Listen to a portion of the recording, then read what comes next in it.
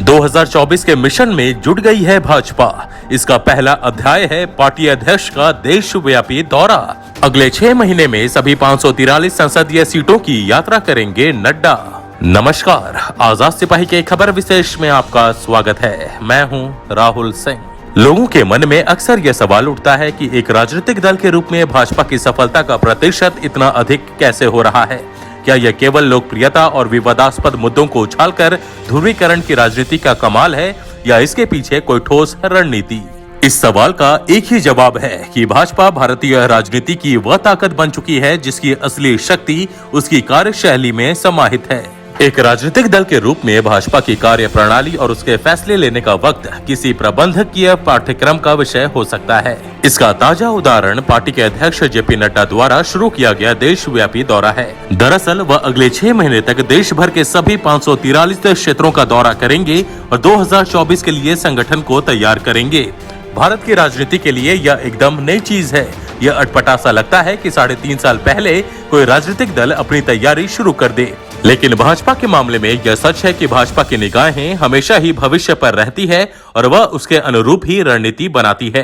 क्या है भाजपा की रणनीति और इसे कैसे अंजाम दिया जा रहा है, इस बारे में आजाद सिपाही पॉलिटिकल ब्यूरो की खास रिपोर्ट। जब 16वीं लोकसभा के लिए देश में आम चुनाव का प्रचार चल रहा था, प्रधानमंत्री पद के लिए भाजपा ने अपने सबसे बड़े नेता नरेंद्र मोदी को सामने रखा था।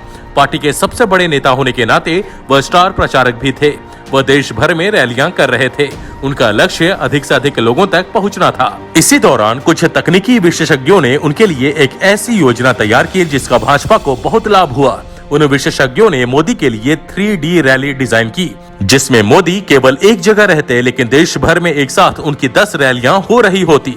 भारत के पारंपरिक चुनाव प्रचार अभियान में यह अभिनव प्रयोग साबित हुआ और नरेंद्र मोदी देश के सब संसदीय क्षेत्रों में रैली करने वाले पहले नेता बने। नतीजा सामने आया और उन्होंने भाजपा को ऐतिहासिक कामयाबी दिलाई। 2019 में यह सिलसिला जारी रहा और इसके साथ ही भाजपा ने तकनीकी और प्रबंधन की आधुनिक शैली अपनाकर खुद को दुनिया का सबसे बड़ा राजनीतिक दल बना लिया है। कभी महज 2 सीटों पर जीत हासिल करने वाली पार्टी आज केंद्र के साथ देश के 2/3 प्रदेशों में शासन कर रही है, तो इसके पीछे जरूर ही कोई रणनीति है। दरअसल भाजपा अपने लक्ष्य से कभी नहीं भटकती, इसलिए पिछले साल नरेंद्र मोदी के नेतृत्व में लगातार दूसरी बार गैर कांग्रेसी सरकार के शपथ ग्रहण के बाद कहा जाने लगा था कि भाजपा का असली लक्ष्य तो 2024 है। इसलिए बिहार में सबसे अधिक सीटें जीतने के बावजूद भाजपा ने सीएम की कुर्सी नीतीश को सौंप दी और वह अपने मिशन में जुट गई है। पार्टी के अध्यक्ष जेपी नड्डा देशव्यापी दौरे पर निकल चुके हैं और अगले 6 महीने के दौरान उनका लक्ष्य देश के सभी संसदीय क्षेत्रों का दौरा करना है। यह सुनने में जरा अटपटा लगता है कि 3.5 साल पहले ही कोई दल चुनाव की तैयारी में जुट जाए, लेकिन भाजपा इसे सामान्य प्रक्रिया मानती है। भाजपा अगले 5 साल का अपना एजेंडा तय कर कार्य योजना बनाती है। राजनीतिक हलकों में कहा जाता है कि भाजपा हमेशा आगे का सोचती है, इसलिए वह दूसरों से आगे रहती है। दूसरी पार्टियां जहां मानती हैं कि 2024 के आम चुनाव में अभी 3.5 साल का लंबा वक्त है, वहीं भाजपा इसे सिर्फ 3.5 साल मानती है और यह सोच उसकी सफलता का मूल मंत्र है। अगले 3-4 महीने में बंगाल में चुनाव होने हैं और नड्डा ने कहा है कि यह भाजपा की सबसे बड़ी छलांग होगी। अभी हैदराबाद के निकाय चुनाव को भाजपा ने जिस गंभीरता से लिया है, उससे साफ पता चलता है कि पार्टी किसी भी चुनाव को हल्के ढंग से नहीं लेती। वह हर चुनाव को आम चुनाव की तरह लड़ती है और इसी कारण उसकी सफलता का रथ आगे बढ़ता जा रहा है। बंगाल चुनाव के लिए भाजपा की तैयारी का अंदाजा इसी बात से लगाया जा सकता है कि वहां पार्टी ने चुनाव समिति बना दी है और बूथ स्तर के कार्यकर्ताओं को सक्रिय किया जा चुका है। नड्डा अगले महीने के पहले सप्ताह में 3 दिन के प्रवास पर झारखंड आएंगे और यहां के बाद छत्तीसगढ़ का रुख करेंगे। पिछले महीने बिहार चुनाव में अप्रत्याशित जीत हासिल कर भाजपा के हौसले बुलंद है, लेकिन उसका निशाना 2024 का चुनाव ही है। यह बात उस समय प्रमाणित हो गई जब जदयू से लगभग दोगुनी सीट जीतने के बावजूद भाजपा ने सीएम का पद नीतीश को दे दिया। पार्टी ने जिस तरह उत्तर प्रदेश में मायावती को मुख्यमंत्री बनाकर अपना जनाधार बढ़ाया था, उसी तरह उसने बिहार में नीतीश कुमार को सत्ता सौंपकर अपनी ताकत बढ़ा ली है।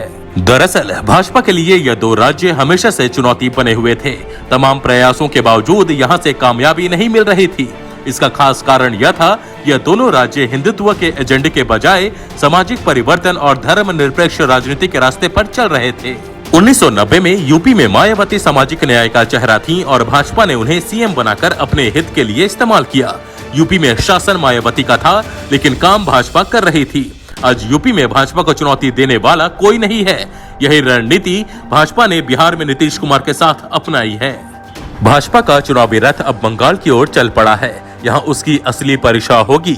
भाजपा यहाँ 2024 का पोस्टर जारी करेगी और नड्डा इसी उद्देश्य से वहाँ पहुँच गए हैं। पार्टी की प्रदेश इकाई पहले से ही आक्रामक है और पूरी तरह चुनावी मोड में है। बंगाल के बाद भाजपा की निगाहें यूपी पर होंगी, जहाँ 2022 में चुनाव होने हैं। वैसे संभावना इस बात की है, यूपी की रणनीति का आधार बंगाल का परिणाम होगा। भाजपा नेतृत्व को इस बात का इल्म है कि 2024 में नरेंद्र मोदी का करिश्माई चेहरा चुनाव मैदान में नहीं होगा, जिसका असर भी पड़ सकता है।